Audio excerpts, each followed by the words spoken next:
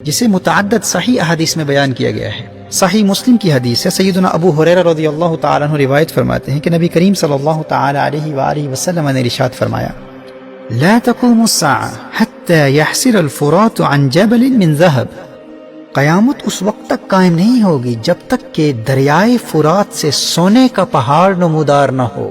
یہ صحیح مسلم کی کتاب الفتن کی حدیث ہے، اور الاشاع لاشراط الساعہ یہ امام برزنجی کی کتاب ہے۔ اس علم کے حوالے سے ٹی وی چینلز پر اور سوشل میڈیا پر کلام کرنے والے وہ کم از کم اس کتاب کا مکمل مطالعہ کر لیں۔ میں نے اس علم کے حوالے سے عربی زبان میں لکھی گئی کتابوں کی ایک طویل لسٹ ریکمینڈ کی ہے، اور اس بات پر بھی میں نے بہت زور دیا تھا کہ کم از کم اس موضوع پر بیان کرنے سے قبل اس علم کے کسی ماہر عالم سے کم از کم یہ ایک کتاب تو ضرور پڑھ لیں۔ اور یاد رکھیں، اس کے لیے صرف عربی زبان کا جاننا کافی نہیں ہے، اس عالم کے لیے بھی ضروری ہے کہ وہ اس فن میں گہری نظر رکھتا ہو۔ اور ہمارے ہاں حال یہ ہے کہ اس علم میں مہارت تو کجا، جو لوگ عربی زبان کی مبادیات تک کو نہیں جانتے وہ بھی اردو کتابوں کے اپنے ذاتی مطالعے کی بنیاد پر اس موضوع پر اپنے بیانات نشر کر رہے ہوتے ہیں۔ تو میں عرض کر رہا تھا کہ الاشاع لاشراط الساعہ میں امام عبد رسول برزنجی رحمہ اللہ نے نہر فرات کے خشک ہو جانے کے بعد نہر فرات سے سونے کا پہاڑ نمودار ہونا، اس سونے کے پہاڑ کو امام مہدی رضی اللہ تعالی عنہ کے ظہور سے پہلے کی علامت قرار دیا ہے۔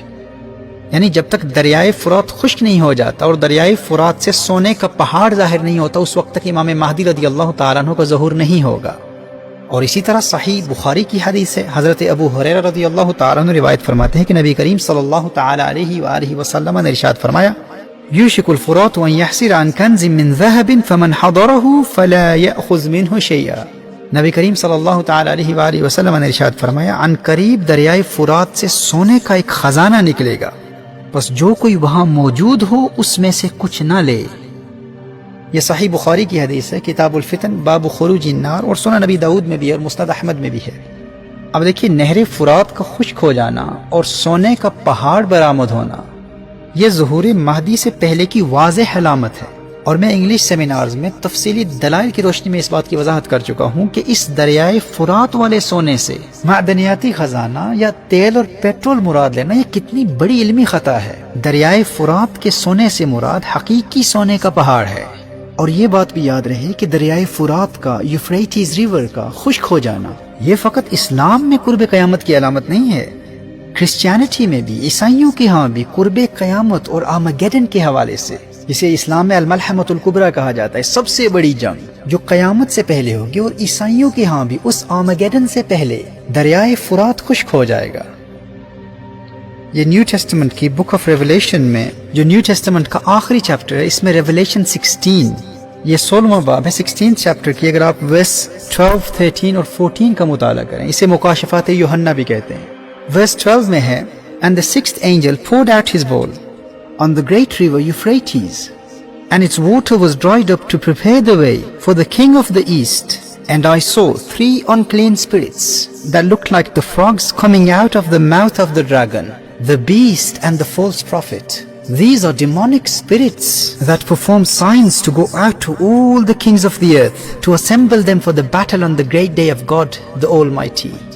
تو دریائے فرات کا خشک ہو جانا اور پھر اس کے بعد آرمیگیڈن کا واقع ہونا یہ عیسائیوں کے ہاں بھی قرب قیامت کی علامت ہے، اور کرسچنز میں جو بیپٹسٹ کرسچنز ہیں وہ بائبل کی اس بک آف ریولیشن کو بہت اہمیت دیتے ہیں۔ اور اسی طرح اسلام میں بھی دریائے فرات کا خشک ہو جانا اور دریائے فرات سے سونے کا پہاڑ برآمد ہونا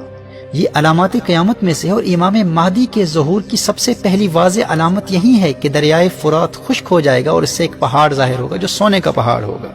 اب اس میں تو کوئی شک نہیں ہے کہ دریائے فرات اس وقت بہت تیزی سے خشک ہو رہا ہے، اسے تو آپ خود گلوبل واٹر فورمز کی رپورٹ کے حوالے سے دیکھ سکتے ہیں، آپ کو اندازہ ہوگا کہ کس تیزی سے دریائے فرات خشک ہو رہا ہے۔ اور نبی کریم صلی اللہ علیہ وآلہ وسلم کی حدیث کی روشنی میں دریائے فرات سے سونے کا پہاڑ کسی وقت بھی نمودار ہو سکتا ہے۔ ماضی میں جو لوگ دعویٰ کرتے تھے کہ اس خطے میں سونے کے پہاڑ کہاں سے مل سکتے ہیں، یہ کیسے ممکن ہے، اور حدیث کے الفاظ کی باطل تعویل پیش کرتے ہوئے کہتے تھے کہ اس سے مراد تو کوئی معدنیاتی خزانہ یا عراق کا تیل ہے، پیٹرول اس سے مراد ہے۔ دیکھیے، دریائے فرات کے 3 سیکشنز ہیں، اس کا جو اپ سٹریم ہے وہ ترکی سے گزرتا ہے، مڈل سٹریم سیریا میں، اور ڈاؤن سٹریم عراق میں سے گزرتا ہے۔ دریائے فرات کا 28% حصہ ترکی میں ہے، ابھی جب ریسنٹلی حال ہی میں ترکی میں سونا برآمد ہوا تو بہت بڑے بڑے دعوے کرنے والے، حالانکہ وہ دوسری جانب تھا، لیکن لوگوں کے انداز بدل گئے، بڑی رونق سے احادیث پر تنقید کرنے والوں کے تیور بدل گئے، حالانکہ ہم ہرگز یہ دعویٰ نہیں کرتے کہ ترکی کا وہ سونا وہی دریائے فرات کا سونا ہے جس کا ذکر قرب قیامت کے حوالے سے حدیث مصطفیٰ صلی اللہ علیہ وآلہ وسلم میں آیا ہے، یعنی وہ سونا جو ظہور امام مہدی کی ایک واضح علامت ہے۔ لیکن وہ لوگ جو احادیث مصطفیٰ صلی اللہ علیہ وآلہ وسلم کو اپنے عقل کے معیار پر ٹٹولنے اور عقل کے ترازو پر تولنے کی کوشش کرتے ہیں اور ایک مدت سے یہ دعویٰ کرتے رہے کہ یہاں ان علاقوں میں، اس خطے میں سونے کا پہاڑ مل ہی نہیں سکتا، اس حدیث سے مراد تیل کے ذخائر ہیں، اس حدیث سے مراد سیاہ تیل ہے، حالانکہ دریائے فرات کے اندر آئل فیلڈز کا وجود ہی نہیں ہے۔ جہاں حدیث کا حقیقی معنی مراد لینا ممکن ہو، وہاں آپ مجازی معنی مراد لے رہے ہیں، اور اپنے فہم سے جس چیز کو ثابت کر رہے ہیں اس چیز کا وجود ہی نہیں ہے، لیکن اس کو ثابت کرنے کی کوشش کر رہے ہیں۔ لیکن جس سونے کے پہاڑ کو نبی کریم صلی اللہ علیہ وآلہ وسلم نے بیان کیا، اس کا آپ انکار کر رہے ہیں، اور ایک عرصے تک حدیث مصطفیٰ صلی اللہ علیہ وآلہ وسلم کے حقیقی معنی کا فقط اس لیے انکار کرتے رہے کیونکہ آپ کے نزدیک وہاں سونا مل ہی نہیں سکتا۔ اور یاد رکھیے گا کہ جس زمانے میں بھی یہ سونے کا پہاڑ دریائے فرات سے برآمد ہوگا، اس کے فوراً بعد امام مہدی کا ظہور نہیں ہو جائے گا۔ میں آگے چل کر حدیث کی روشنی میں وضاحت کروں گا کہ دریائے فرات سے سونے کا پہاڑ جب ظاہر ہوگا تو اس کے بعد ایک خانہ جنگی کی کیفیت پیدا ہو جائے گی، سول وار شروع ہو جائے گا، اور اس خطے میں آنے والے بحرانوں کی اصل وجہ یہی سونا ہوگا۔ لوگ اس سونے کو حاصل کرنے کے لیے آپس میں لڑیں گے، بہت بڑی تباہ کن جنگ ہوگی، ایک خلیفہ کی، ایک بادشاہ کی موت ہوگی۔ اسی خزانے کے حصول کی خاطر آپس میں جنگ کرتے ہوئے 3 شہزادوں کی موت واقع ہو جائے گی۔ اور یاد رکھیے کہ امام مہدی رضی اللہ تعالیٰ عنہ اس جنگ میں خود شامل نہیں ہوں گے۔ دریائے فرات کے سونے کی بنیاد پر کی گئی جنگ میں امام مہدی رضی اللہ تعالیٰ عنہ شریک نہیں ہوں گے، ابھی ان کے ظہور کا اعلان نہیں ہوا ہوگا، ابھی ان کی بیعت کا سلسلہ شروع نہیں ہوا ہوگا۔ اور پھر وہ وقت آئے گا جب رمضان المبارک کی پہلی رات چاند گرہن اور پھر دوپہر کو سورج گرہن ہوگا، اور ماہ رمضان میں چاند گرہن بھی 2 مرتبہ ہوگا، اور جب سے زمین و آسمان کی تخلیق ہوئی اس سے پہلے ایسا کبھی نہیں ہوا۔ اور پھر اسی دوران النفس الزکیہ جیسے پارسا انتہائی نیک شخص کو شہید کر دیا جائے گا۔ اور یاد رکھیے یہ وہ النفس الزکیہ نہیں ہے جنہیں عباسی خلیفہ المنصور کے دور میں شہید کیا گیا تھا، کیونکہ مصنف ابن ابی شیبہ کی روایت کے مطابق النفس الزکیہ کی شہادت کے بعد لوگ امام مہدی رضی اللہ تعالیٰ عنہ کی بارگاہ میں حاضر ہوں گے۔ یہ نفس زکیہ امام مہدی رضی اللہ تعالیٰ عنہ کے زمانے میں ہوں گے، اور اس زمانے میں ہونے والی جنگوں کے نتیجے میں اس خطے کا، ان علاقوں کا، مشرق وسطیٰ کا تو نقشہ ہی بدل جائے گا۔ اور پھر سفیانی ایک انتہائی جابر اور ظالم شخص جو شام کا حکمران ہوگا، اور ایسا فاسق و فاجر شخص ہوگا کہ علی الاعلان اوپنلی شراب پیے گا اور جامع مسجد دمشق کے اندر اوپنلی زنا کرے گا۔ اور اس سفیانی کو جب امام مہدی رضی اللہ تعالیٰ عنہ کی آمد کا علم ہوگا تو یہ امام مہدی رضی اللہ تعالیٰ عنہ پر حملے کے لیے اپنی فوج روانہ کرے گا۔ اور ہمارے محترم نے جو سفیانی کے حوالے سے ایک عجیب بات کر دی کہ سفیانی کے متعلق جو احادیث آئی ہیں وہ ہماری سمجھ میں نہیں آتی کہ وہ یزید کی اولاد میں سے کیسے ہوگا، تو اس بات کی بھی وضاحت کر دوں کہ یہ جو سفیانی ہے یہ اس یزید کی اولاد میں سے نہیں ہے جس کا ذکر آپ کر رہے ہیں، حضرت امیر معاویہ کے بیٹے یزید کی اولاد سے نہیں ہوگا، یہ سفیانی خالد بن یزید بن ابی سفیان کی اولاد میں سے ہوگا، یعنی حضرت ابو سفیان کے بیٹے یزید کے بیٹے خالد کی اولاد میں سے ہوگا۔ یہ وہی خالد ہیں جو بہت بڑے مسلم سائنسدان ہو گزرے ہیں، اور یہ حضرت ابو سفیان کے پوتے ہیں۔ یہ سفیانی حضرت امیر معاویہ رضی اللہ تعالیٰ عنہ کے بیٹے یزید کی اولاد میں سے نہیں ہے، یہ حضرت امیر معاویہ کے بھائی یزید کی اولاد میں سے ہے۔ یہ سفیانی اس کا لقب ہے، اور اس زمانے میں سفیانی کی تباہ کاریاں اور فسادات اپنے عروج پر پہنچ چکی ہوں گی۔ اور اسی زمانے میں ملک شام کی ایک بستی حرستہ نامی بستی زمین میں دھنس جائے گی۔ اور یہ تمام واقعات امام مہدی رضی اللہ تعالیٰ عنہ کے ظہور سے پہلے کے ہیں، یہ تمام علامات ہیں ظہور مہدی رضی اللہ تعالیٰ عنہ کی۔ اگر امام مہدی رضی اللہ تعالیٰ عنہ نے اسی سال 2021 کے مئی کے مہینے میں آنا ہے تو یہ سارے واقعات ہمیں مد نظر رکھنے ہوں گے۔ کیا یہ تمام قبل ظہور مہدی کی علامات ظاہر ہو چکی ہیں؟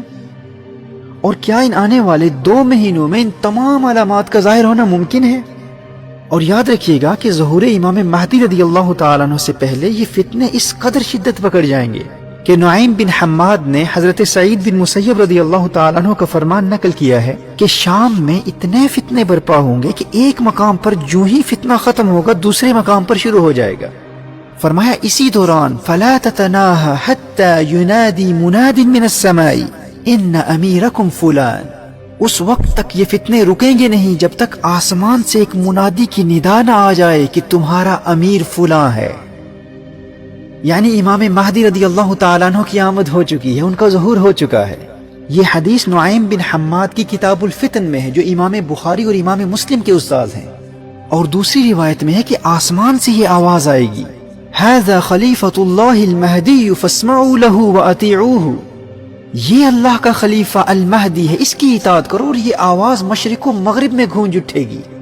اور اس آواز کی گونج ایسی ہوگی کہ سونے والے بیدار ہو جائیں گے. اس آواز کو سن کر سونے والے اٹھ کھڑے ہوں گے. اور امام مہدی مدینہ منورہ میں ہوں گے اور مدینہ منورہ سے مکہ مکرمہ پہنچ کر اقتدار سنبھالیں گے. اور پھر کچھ وقت گزرنے کے بعد امام مہدی رضی اللہ تعالیٰ عنہ پر حملے کے لیے سفیانی اپنی فوج بھیجے گا،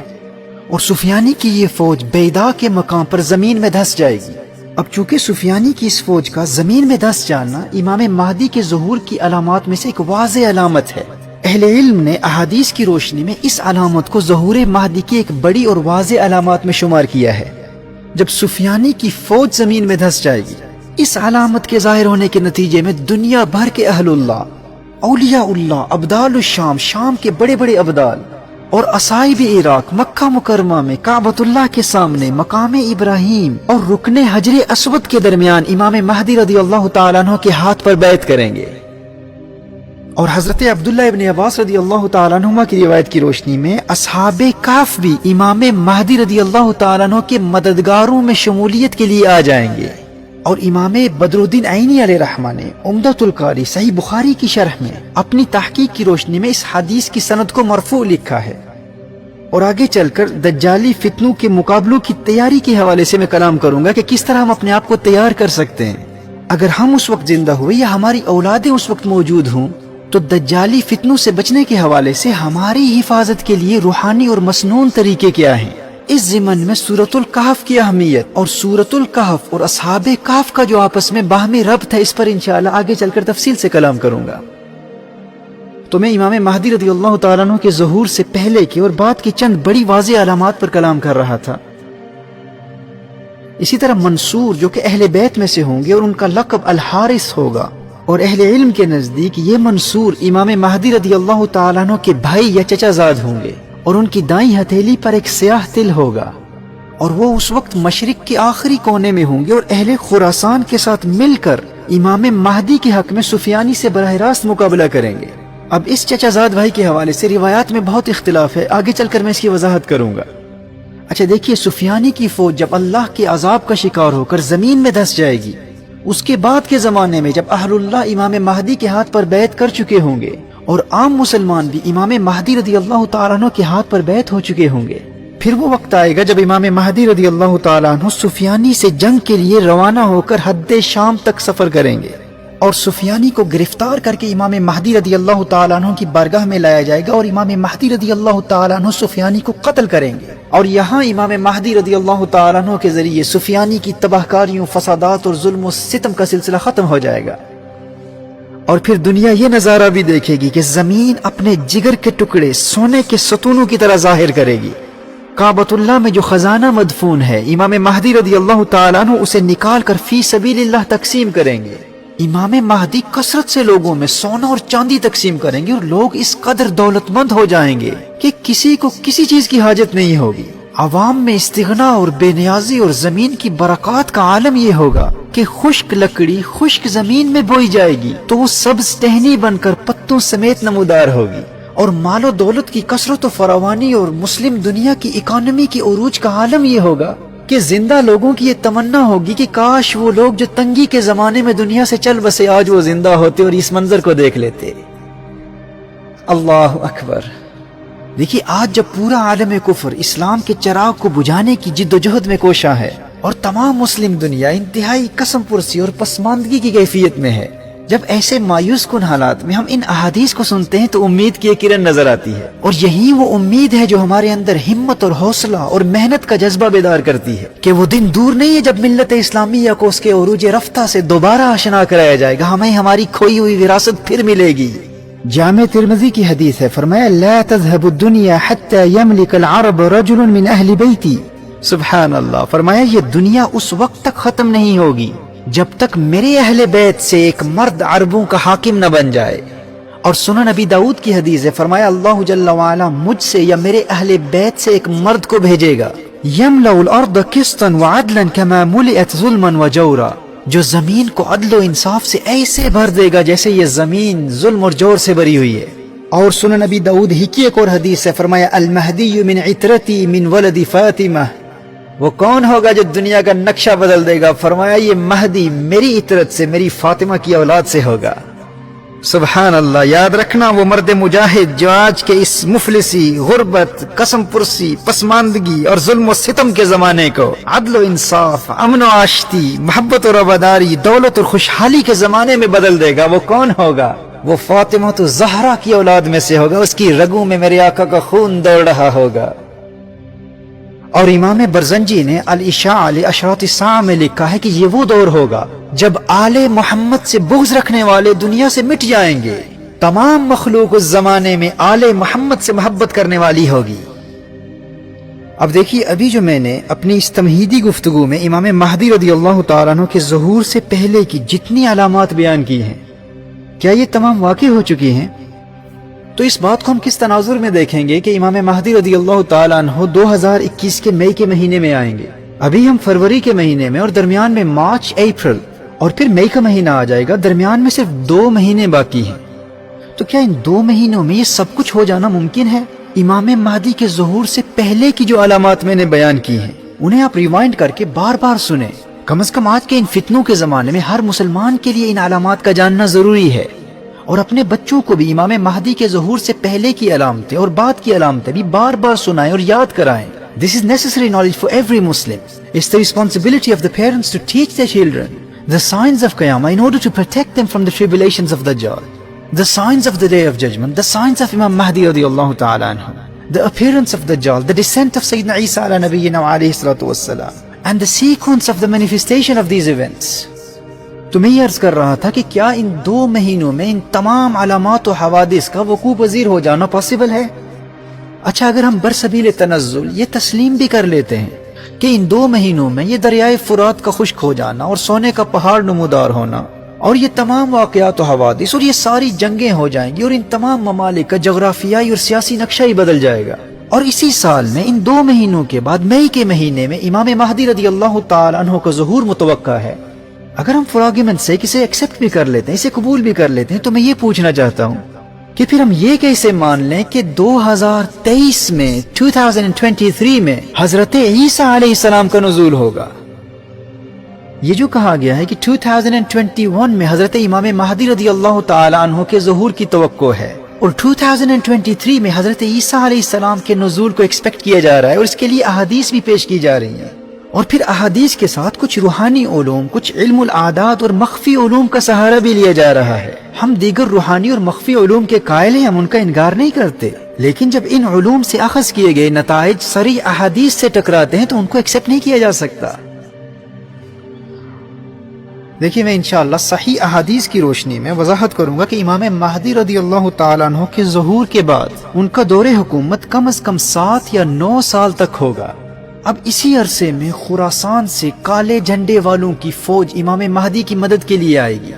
اور پھر غزوہ ہند بھی اسی زمانے میں ہوگا، اور امام مہدی کے دور میں غزوہ ہند کا انکار کرنے والوں کا بھی مدلل علمی جواب میں پہلے دے چکا ہوں۔ غزوہ ہند بھی اسی امام مہدی کے دور میں ہوگا، پھر اسی زمانے میں بیت المقدس بھی فتح ہوگا۔ یہ امام مہدی کی فتوحات کا دور ہوگا، امام مہدی بڑی بڑی حکومتوں کا تختہ الٹ دیں گے، اور اسی میں مدینہ منورہ کی ویرانی اور بیت المقدس کے آباد ہونے کا زمانہ بھی ہے، اور پھر دنیا بھر کے یہود اصبہان کے علاقے یا اصفہان کے علاقے یہودیہ میں آباد ہو جائیں گے، جو کہ آج کے ایران میں ہے۔ بیت المقدس فتح ہو چکا ہوگا اور امام مہدی رضی اللہ تعالیٰ عنہ کا غلبہ دیکھ کر دنیا بھر کے یہودی اپنے مسیحا جسے ہم دجال کہتے ہیں اس کے انتظار میں ایران کے علاقے اصبہان میں یہودیہ کے مقام پر جمع ہو جائیں گے. اور یہ علاقہ آج بھی موجود ہے.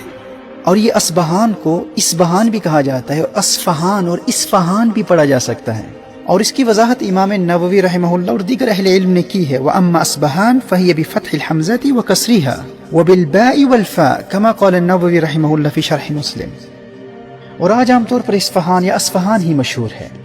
اور یہ یہودیہ کا علاقہ آج کے ماڈرن ڈے ایران کے اصفہان میں آج بھی پایا جاتا ہے اور وہاں پر آج بھی یہود آباد ہیں. اور یہی وہ یہودیہ کا ایریا ہے جہاں دنیا بھر سے یہود ہجرت کر کے جمع ہو جائیں گے. دیکھیے اس زمانے میں تمام یہودی متحد ہو چکے ہوں گے اور اسرائیل کی ریاست کے حوالے سے دور حاضر کی یہودیوں میں جو اختلافات پائے جاتے ہیں یہ اختلافات ختم ہو جائیں گے. آج کے زائنسٹ یہود اور آرتھوڈکس یہود آپس میں متحد ہو جائیں گے کیونکہ زائنسٹ یہودی صہیونی یہودی اس وقت ہیکل سلیمانی کی تیسری تعمیر کے لیے جدوجہد کر رہے ہیں. ان کا نظریہ یہ ہے کہ جب ہم اسٹیٹ آف اسرائیل کو مکمل طور پر قائم کر لیں گے تو پھر ہمارا مسیحا آئے گا. جبکہ آرتھوڈکس جوز آرتھوڈکس یہود ان کا یہ دعویٰ ہے کہ جب ہمارا مسیحا آ جائے گا تو وہ خود آ کر ہمیں ہمارا حق دلوائے گا اور ہمیں اس ریاست میں آباد کرے گا. تو یاد رکھیے خروج دجال کے زمانے میں یہ سارے متحد ہو جائیں گے کیونکہ پھر آرتھوڈکس یہود بھی کہیں گے کہ ہمارا مسیحا تو آ چکا ہے کیونکہ بیت المقدس فتح ہو چکا ہے. امام مہدی رضی اللہ تعالیٰ عنہ نے اقتدار سنبھال لیا ہے. اب وہ اپنے نظریات کے مطابق اپنے مسیحا کے ساتھ مل کر سارے متحد ہو کر یروشلم کے حصول کی جدوجہد کریں گے. اور اس زمانے میں یہ تمام روایت پسند یہودی اور تمام صہیونی تمام زائنسٹ اور آرتھوڈکس یہود اور ان کی تمام برانچیز حریدی مسورتی ہیلونی ڈاتی جنہیں انگلش میں الٹرا آرتھوڈکس اور کسی کو ریلیجیس اور کسی کو ٹریڈیشنل جوز اور کسی کو سیکولر جوز کہا جاتا ہے اور اسی طرح کنزرویٹو اور ریفارم یہود اور ان کی جتنی بھی سب ڈویژن جتنی بھی مختلف اقسام پائی جاتی ہیں چھوٹی برانچیز پائی جاتی ہیں ان میں جتنے بھی لوگ اس دور میں یہودی مشن کے ساتھ مخلص ہو جائیں گے یہ تمام اصبہان میں یہودیہ کے علاقے میں اپنے مسیح کے پرچم تلے اور ہماری اسلامی روایت کی روشنی میں دجال کے پرچم تلے اپنے تمام اختلافات کو مٹا کر متحد ہو جائیں گے. اور پھر جب دجال کے فتنوں کا زمانہ آئے گا تو دجال وہاں سے 70,000 یہودیوں کو لے کر خروج کرے گا اور پوری دنیا میں اپنے فتنے پھیلائے گا. اور یہاں اس بات کی بھی تنقیح کر دوں کہ دریائے فرات کے سونے کے لیے جو جنگ ہوگی اس میں امام مہدی رضی اللہ تعالیٰ عنہ شامل نہیں ہوں گے لیکن ان 7 سالوں کے دور حکومت کے آخر میں جب الملحمۃ الکبریٰ ہوگا جب سب سے بڑی جنگ لڑی جائے گی جسے بائبل میں آرمگیڈن کہا گیا ہے اس جنگ میں امام مہدی رضی اللہ تعالیٰ عنہ شامل ہوں گے لیکن اس آرمگیڈن میں اس الملحمۃ الکبریٰ میں دجال شامل نہیں ہوگا. آپ سمجھ رہے ہیں نا کہ دریائے فرات کے سونے کے حصول کی جنگ میں امام مہدی رضی اللہ تعالیٰ عنہ شامل نہیں ہوں گے لیکن اپنی 7 سالہ یا 9 سالہ دور حکومت میں ہونے والے الملحمۃ الکبریٰ میں امام مہدی رضی اللہ تعالیٰ عنہ شامل ہوں گے. پر اس الملحمۃ الکبریٰ اس سب سے بڑی عالمی جنگ میں دجال شامل نہیں ہوگا. یہ ترتیب اگر آپ یاد کر لیں گے نا تو آگے چل کر احادیث کو سمجھنا اور احادیث کے ظاہری تعارض کے ازالے کے لیے یہ ترتیب آپ کے لیے بہت مفید ہوگی. تو اس الملحمۃ الکبریٰ میں امام مہدی رضی اللہ تعالیٰ عنہ خود مسلمانوں کی قیادت کر رہے ہوں گے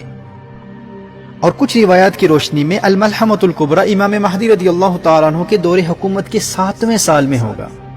اور یہی وہ سب سے بڑی جنگ ہے جس میں اسلام کے خلاف اہل روم 80 جھنڈوں کے نیچے اور ہر جھنڈے کے تحت 12,000 فوجی ہوں گے یعنی 9,60,000 کی فوج کے ساتھ اہل روم مسلمانوں سے جنگ کریں گے. اور یہ ایسی خوفناک اور تباہ کن جنگ ہوگی کہ تاریخ انسانی میں کبھی ایسی جنگ نہیں ہوئی. اور اس جنگ میں جدید اسلحہ موجود ہوگا یعنی ابھی وہ وقت نہیں آیا کہ جو ایک نظریے کے مطابق اس دور میں جدید ٹیکنالوجی ختم ہو چکی ہوگی اور یہ اس نقطۂ نظر کے مطابق آرمگیڈن کی تباہیوں کے نتیجے میں ہوگا. اور ممکن ہے کہ الملحمۃ الکبریٰ کی تباہیوں کے نتیجے میں اس دنیا کا بہت بڑا حصہ تباہ و برباد ہو جائے اور دنیا کی یہ پھیلی ہوئی آبادی سمٹ کر انہی علاقوں تک محدود ہو جائے جہاں سے ابراہیمی مذاہب کا آغاز ہوا تھا. اور یہ نیوکلیئر ویپنز کے استعمال کا نتیجہ بھی ہو سکتا ہے کیونکہ احادیث میں اس عالمی جنگ کا جو نقشہ کھینچا گیا ہے اور اس کے جو خوفناک اور تباہ کن نتائج بتائے گئے ہیں ان کو مد نظر رکھتے ہوئے اس بات کا انکار نہیں کیا جا سکتا کہ عین ممکن ہے کہ اس وقت کیمیکل ویپنز استعمال کیے جائیں کیونکہ یہ خوفناک جنگ دنیا کا نقشہ بدل کر رکھ دے گی. اور اس جنگ کے نتیجے میں جب جدید ٹیکنالوجی ختم ہو جائے گی تو پھر ممکن ہے کہ وہی قدیم تلواروں اور اونٹوں اور گھوڑوں والا زمانہ پھر لوٹ کر آ جائے، کیونکہ احادیث اسی پر دلالت کرتی ہیں۔ جو احادیث میں تلواروں اور گھوڑوں کا ذکر آتا ہے تو کچھ نادان یہ کہتے ہوئے نظر آتے ہیں کہ اس زمانے میں تلواروں کا تصور کہاں ہوگا، ہمارے دور کی جنگیں تو ایسے نہیں ہوتی جیسے ماضی میں ہوتی تھی۔ تو اس کا ایک جواب یہ ہے کہ یہاں میٹافوریکل لینگویج یوز ہو رہی ہے، فگریٹو لینگویج یوز ہو رہی ہے، اور دوسرا جواب یہ ہے کہ یہ احادیث فتح قسطنطینیہ اور روم کی فتح کے حوالے سے ہیں، اور امام مہدی قسطنطینیہ اور روم کو آرمگیڈن کے بعد فتح کریں گے، اور اس الملحمۃ الکبریٰ کے نتیجے میں جدید ٹیکنالوجی ختم ہو چکی ہوگی۔ اس وقت دنیا کا نقشہ بدل چکا ہوگا اور دنیا ایک مرتبہ پھر اپنے قدیم دور کی طرف پلٹ جائے گی۔ اچھا، امام مہدی کے دور حکومت میں جو امن و خوشحالی کا دور ہوگا، مال و دولت کا دور ہوگا، جب مسلم دنیا کی اکانومی اپنے عروج پر ہوگی، جس میں وہ کثرت سے سونا اور چاندی تقسیم کریں گے، یہ خوشحالی کا زمانہ انہی 7 سالوں میں ہوگا جو الملحمۃ الکبریٰ سے پہلے ہوں گے۔ یعنی یہ وقت اس سب سے بڑی عالمی جنگ، اس آرمگیڈن سے پہلے آئے گا، اور اس الملحمۃ الکبریٰ کے بعد کے زمانے میں امام مہدی رضی اللہ تعالیٰ عنہ قسطنطینیہ بھی فتح کریں گے اور روم کو بھی فتح کریں گے، اور فتح روم اور قسطنطینیہ کی فتح تک دجال کا خروج نہیں ہوگا۔ یعنی الملحمۃ الکبریٰ سے چند سال گزرنے کے بعد قسطنطینیہ اور روم فتح ہوگا، اس کے بعد پھر دجال کا خروج ہوگا۔ پھر دجال اصبہان ایران کے یہودیہ کے مقام سے 70,000 یہودیوں کی فوج لے کر آئے گا اور پوری دنیا میں فتنے پھیلائے گا۔ جب دجال کے فتنے اپنے عروج پر ہوں گے، پھر سیدنا عیسیٰ علیہ نبینا علیہ الصلوۃ والسلام کا نزول دمشق کی جامع مسجد میں ہوگا،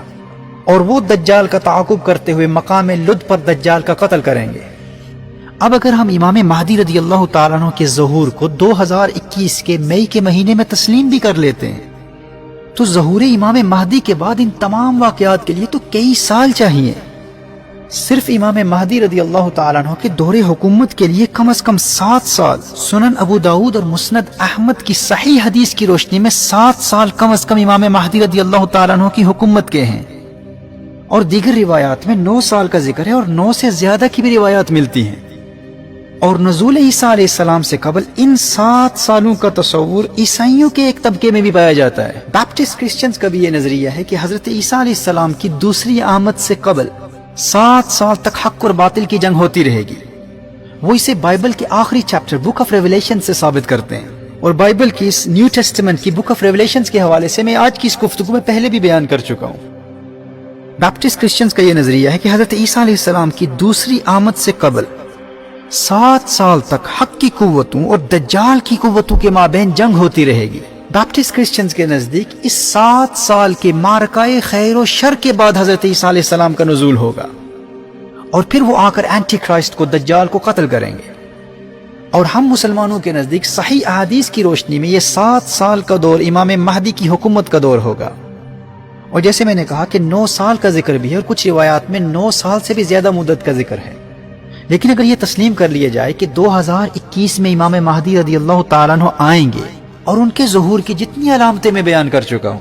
جن کے متعلق میں پہلے بھی کہہ چکا ہوں کہ ان کو بار بار سنیے گا تاکہ آپ کو یہ ذہن نشین ہو جائیں۔ اگر آپ پھر سنیں گے تو آپ کو اندازہ ہوگا کہ ان 2 مہینوں میں ان تمام علامتوں کا ظاہر ہو جانا بہت مشکل ہے، لیکن اگر ہم اس کو تسلیم بھی کر لیں تو پھر بھی حضرت عیسیٰ علیہ السلام کے نزول تک کے زمانے کے لیے کم از کم 10-12 سال تو لگیں گے نا۔ اور یہ بھی کم از کم مدت بیان کر رہا ہوں،